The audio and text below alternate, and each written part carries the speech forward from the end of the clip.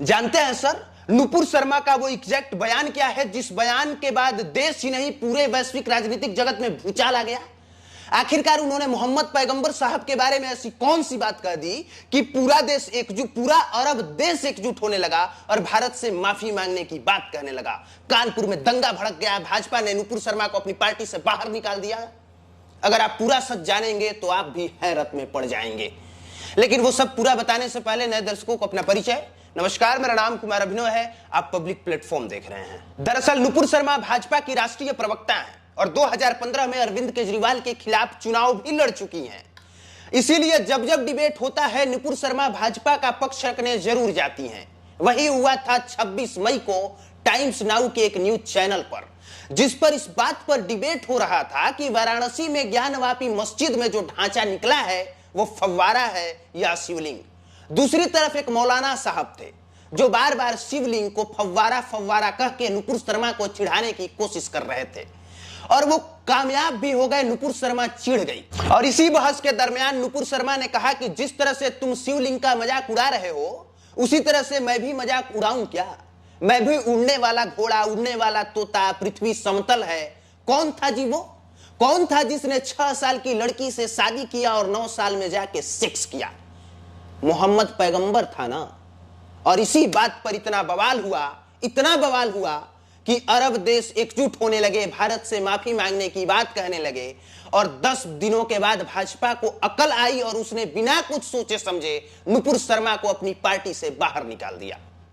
अब सोचने वाली बात यह है कि 26 मई को नुपुर शर्मा ने इस डिबेट में इस तरह की बात कही थी और 31 मई को ऑफ इंडिया को वो इंटरव्यू दे रही थी और उस इंटरव्यू में वो बता रही थी कि उनसे कहा गया है कि बेटा तुम चिंता मत करो, तुम्हारे साथ हर कोई है।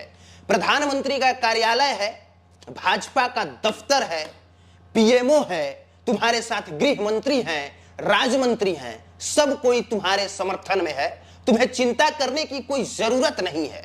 और इसी बीच कानपुर में दंगा भड़कता है, दंगा हिंदू मुसलमानों के बीच। एफआईआर के अनुसार दंगा भड़कने का कारण भी नुपुर शर्मा ही थी, क्योंकि नुपुर शर्मा ने डिबेट में 9 साल, 6 साल, रेप, सेक्स जैसी बात मोहम्मद पैगंबर के बारे में उन्होंने कहा था, जिसके विरोध में कुछ असामाजिक तत्व के लोग सड़कों पे उतर गए और उन्होंने कहा कि ये पूरा दुकान, पूरा बाजार बंद होना चाहिए।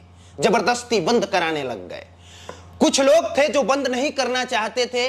जवाबदेही में उन लोगों ने पत्थर चलाया और वो पत्थरबाजी दोनों तरफ से होने लगी और वही पत्थरबाजी कुछ ही समय के बाद दंगे में तब्दील हो गई, जिसके बाद नुपुर शर्मा की चर्चा हर तरफ होने लगी। चर्चा इतनी ज्यादा कि टीवी चैनलों में यह चलने लगा कि जिसकी वजह से कानपुर में दंगा भड़का वो नुपुर शर्मा कौन है।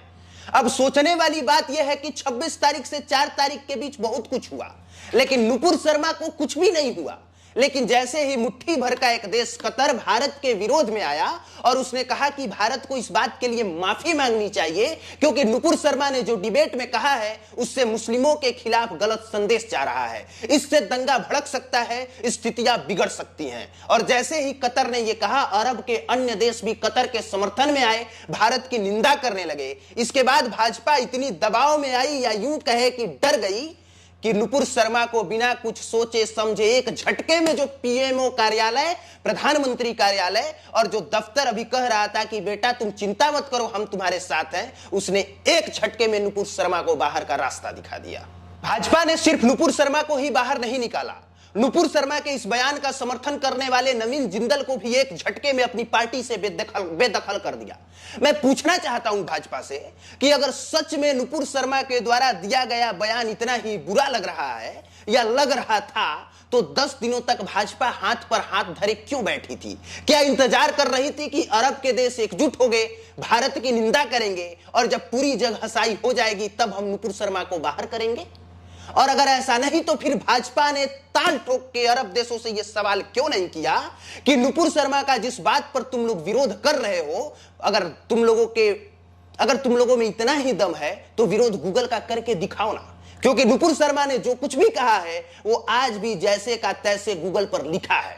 और आप जैसे ही सर्च कीजिएगा मोहम्मद पैगंबर ऐसा 9 वर्ष 6 वर्ष, वही कहानी उभर के सामने आएगी जो नुपुर शर्मा ने कहा है। मैं बहुत कुरान नहीं पढ़ा, बहुत क्या बिल्कुल नहीं पढ़ा, मैं नहीं जानता कि मोहम्मद पैगंबर की कहानी क्या है, लेकिन जब भी जानना होगा हम गूगल ही सर्च करेंगे और जब गूगल पर सर्च करेंगे तब यही कहानी निकल के सामने आएगी जो नुपुर शर्मा ने कहा है। बाकी यही वो कहानी है और यही वो बयान है जिस पर यह विवाद मचा है। बाकी पूरी कहानी और पूरा विवाद जानने के बाद आप खुद तय कीजिए कौन कितना सही है, कौन कितना गलत है। देखने के लिए धन्यवाद।